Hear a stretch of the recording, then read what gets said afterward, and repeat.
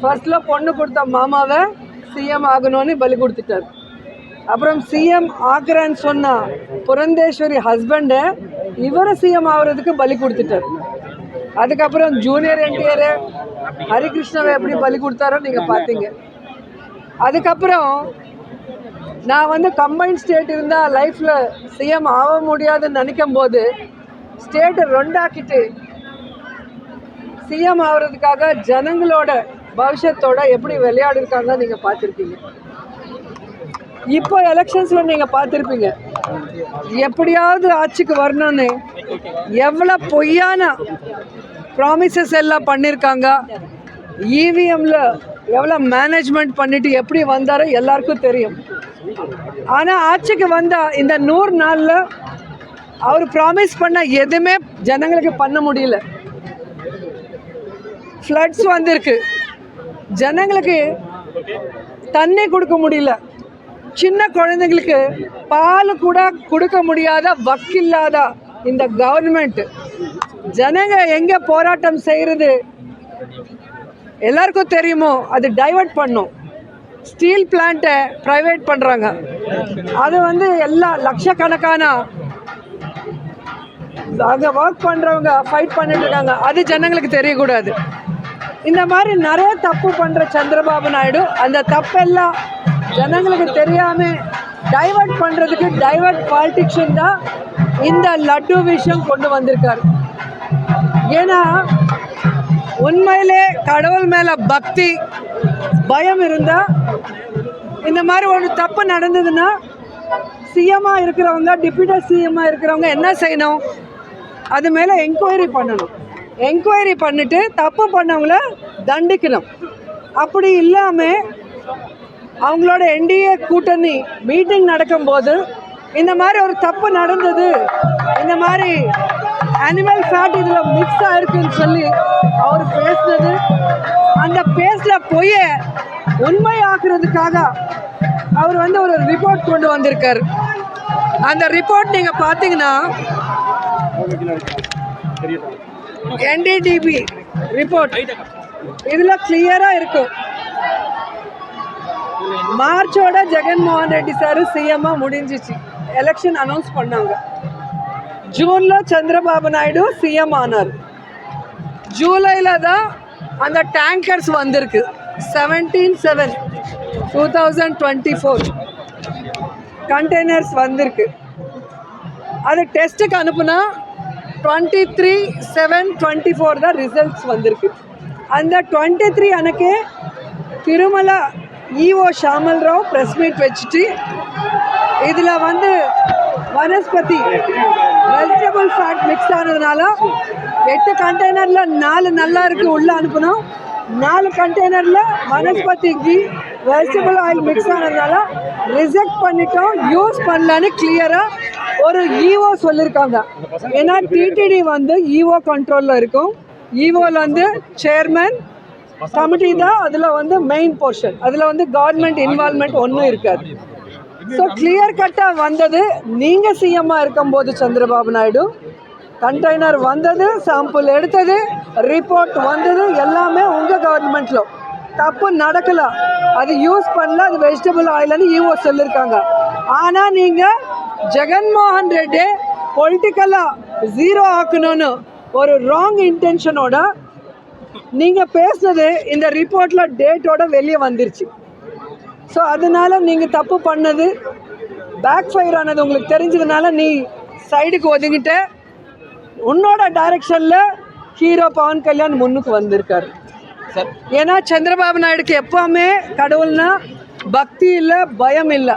இங்கே பார்த்தீங்கன்னா உங்களுக்கே தெரியும், எப்போவுமே எந்த பூஜை பண்ணாலும் ஷூஸ் போட்டுட்டு தான் பண்ணுவார்.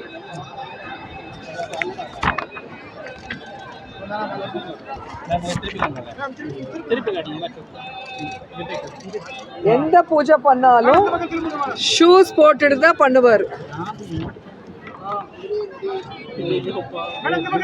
நீங்க எந்த போட்டோ வேணாலும் பாருங்க, எந்த போட்டோ பார்த்தாலும் ஷூஸ். அவங்களுக்கு வந்து கடவுள்னா பக்தி இல்லை, பயம் இல்லை.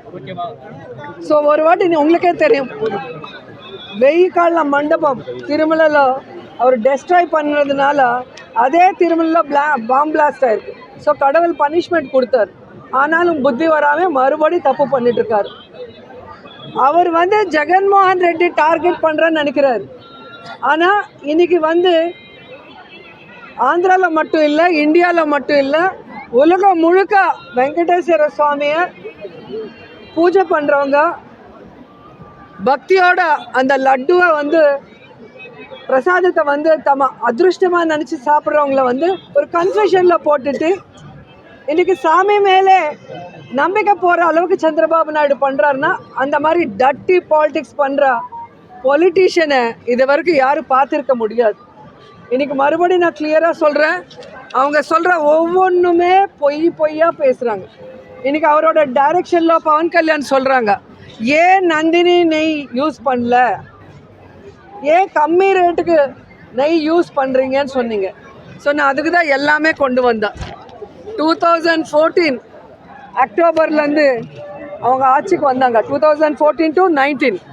அப்போ வந்து அந்த நந்தினி நெய் ஃபஸ்ட் டைம் 306க்கு வாங்கியிருக்காங்க. அதுக்கப்புறம் ஏன் கொடுக்கல 2015ல் வேறு ஆளுக்கு கம்மி ரேட்டுக்கு விற்றுருக்காங்க.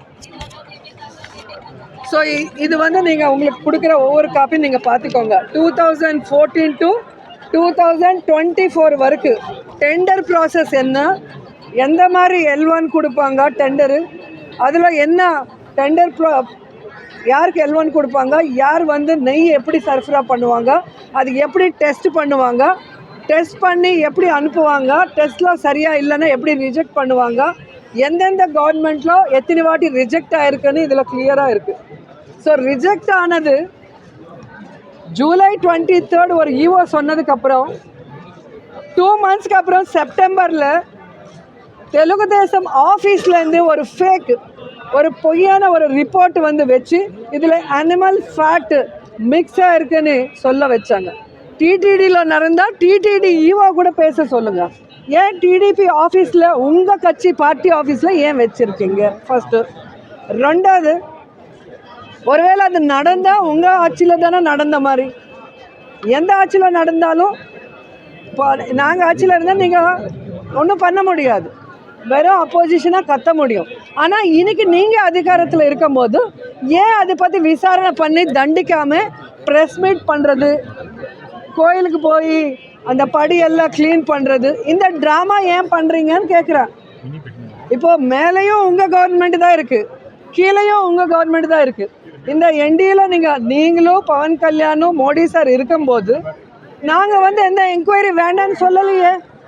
ஜெகன் சார் யாரை சேர்மனாக வச்சாங்களோ சுப்பாரெட்டி சார் கிளியராக சுப்ரீம் கோர்ட்டில் கேஸ் போட்டிருக்காங்க. இதை பற்றி விசாரணை பண்ணுங்க, குற்றவாளியை கண்டுபிடிங்க, அவங்களுக்கு வந்து தண்டனை கொடுங்க சொல்லி அவர் சொல்கிறாரு. சுப்பிரமணிய சுவாமி அவரும் கேஸ் போட்டிருக்காங்க. சிபிஐ என்கொயரி நாங்கள் கேட்டுட்ருக்கோம். இதெல்லாம் விட்டுட்டு சும்மா ப்ரெஸ் மீட்டு ட்ராமா இதெல்லாம் பண்ணிகிட்டே இருந்தால் இது என்ன பாலிட்டிக்ஸ்?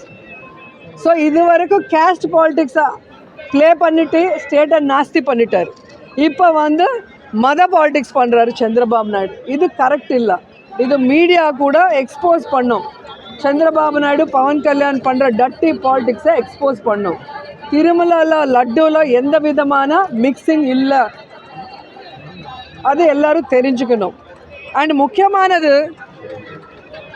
சனாதன தர்மம்காக நாங்கள் ஃபைட் பண்ணுறோன்னு சொல்கிறவங்க சாமியை கும்பிட்றதில்ல, சாமியை நம்புறதில்லை.